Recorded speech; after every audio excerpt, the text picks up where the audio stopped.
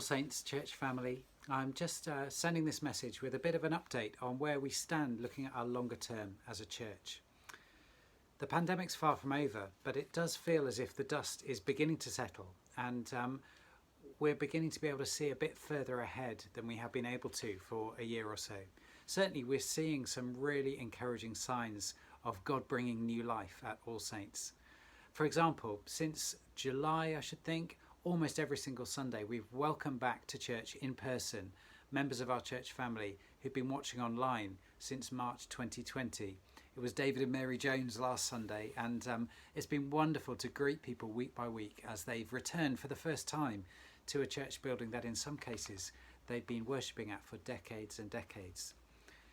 At the same time, it's been a real thrill to get to meet for the first time new members of the church family who have joined us, sometimes coming for quite a long time online before turning up in the church building for the first time. It's been so exciting to meet for the first time new brothers and sisters whom God is adding to our number.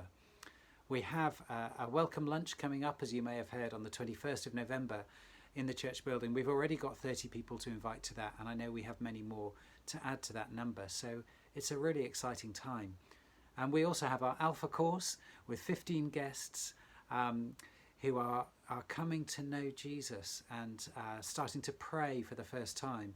This evening we'll be praying for them for the filling of the Holy Spirit. Please do pray for all those who are seeking God on that course. Now, way back in 2019 we shared a 5-year vision for the church. You may not have been a part of All Saints at that time. It looked a bit like this. You may have seen the graphic at the back of church. Our values were God brings new life, 8 values.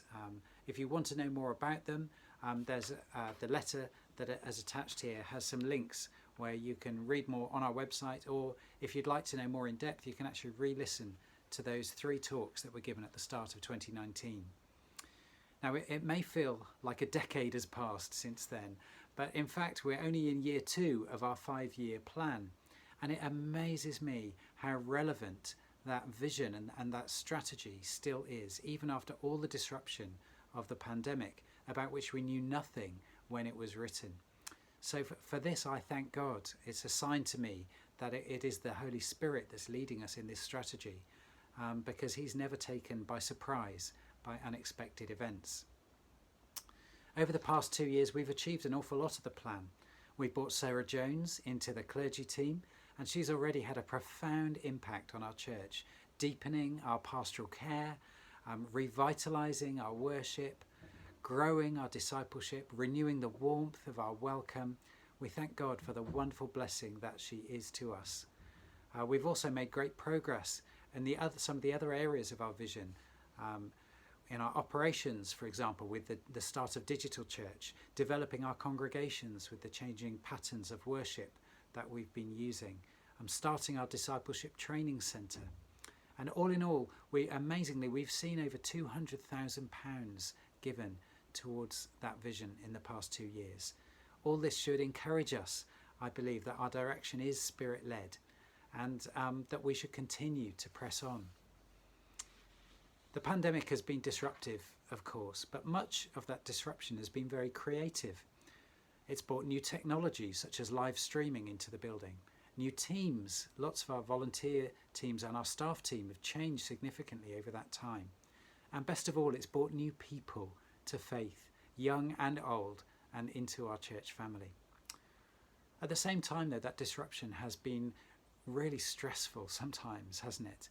And that's especially been true in terms of the area of planning and finances for the church. We don't want to keep on living hand to mouth, not sure of what the future holds. And so we're hoping in this month of November to get a much clearer idea of where we stand now as a church as we look to plan for the longer term. So during November, on the behalf of the Church Council, I'm asking you and every member of All Saints to revisit the commitment you want to make to our church. It might be a commitment of prayer, of time, of skills, of giving money, or of all of the above. All our lives have changed very significantly over the last year and a half, and I think it's only right that we take a fresh look now at our discipleship, and what it means to follow Jesus and commit to his church in the coming year. We'll probably find that he has some nice surprises in store for us. Many of you have already told me how you feel Jesus is calling you to leave behind some old things and take up some new commitments this autumn. So our hope is by the end of this month, November, we'll have a better idea of the resources that God is releasing in prayer, in people, and in money, so that as a church we can prayerfully make our spirit-led plans for 2022 and beyond. And later this month, we'll be giving you a way to respond in all these areas. But I'd love you to start thinking and praying about it now. One step we do know we're going to take, a key part of our 5-year vision, is to create a more flexible and welcoming space in the church, which includes replacing our pews with stackable chairs. This will be an immediate benefit to teeny saints, to Alpha, and to people like me who in a few minutes' time is just heading over to the church to drag pews around to create space for our Alpha meal. The proposal has gone through a thorough and consequently very lengthy approval process, but I'm delighted to say it's now in the very final stages of that. In other words, we need to get ready to order some chairs.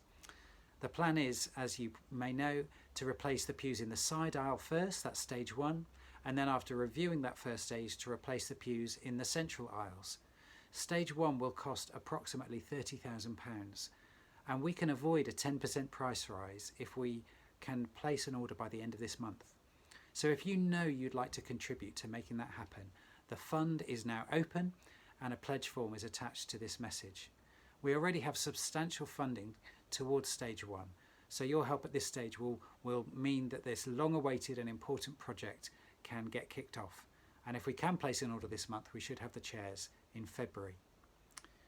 Over the rest of November then, we'll be thinking about our wider commitment to the vision, and I'd love you to feel free to commit as wholeheartedly as you can.